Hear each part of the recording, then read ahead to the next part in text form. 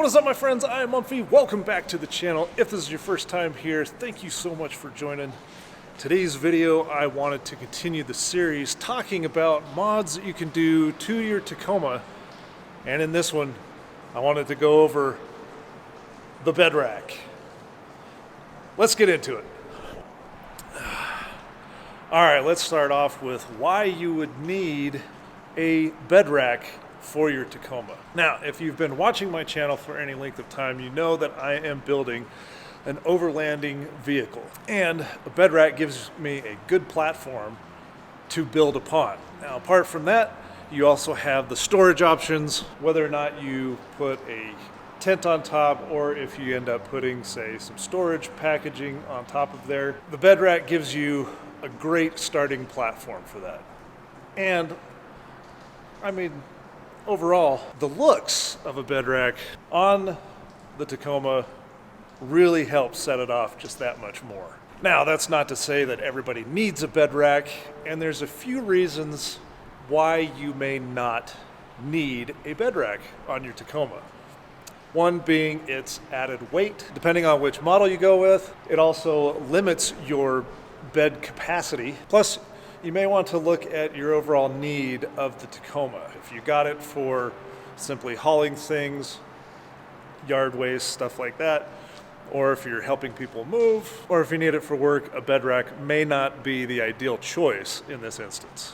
Now, if you do have a bedrack on your Tacoma, there are some pros and cons to having one. Some of the pros are faster deployment for your overlanding equipment. If you have a rooftop tent, you're easily able to deploy that. You're able to mount all sorts of accessories to it for easy access. You don't have to go scrounging around. It frees up bed space for you to place your cooler, your kitchen items, while you don't have to take up space for a tent. Some of the cons are, say you're at a campsite and you actually want to go somewhere. If your entire camp setup is purely just on the bedrack, your teardown in that instance might be a con, because then you get to your campsite, you're setting up, and then you have to tear down in order to go somewhere if you don't have a ground tent. You're also looking at the added weight, thus affecting gas mileage. And as I've stated before, it also limits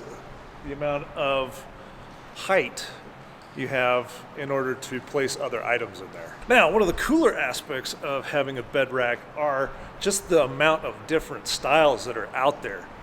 You don't necessarily have to get the same one that I have from Saints Off-Road, but there are several brands out there offering different configurations for these. Now, these do come in several different height configurations. You have what I like to call the quarter height, and then you have kind of a half height, a 3/4 height, and then you have your cab height bedracks, which offer tons of different setups.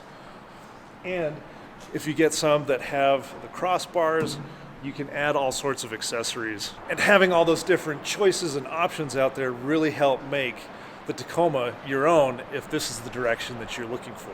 All right, my friends, that's gonna wrap it up for this video. Hope you enjoyed it and picked up some useful info if you're in the market for a bedrack.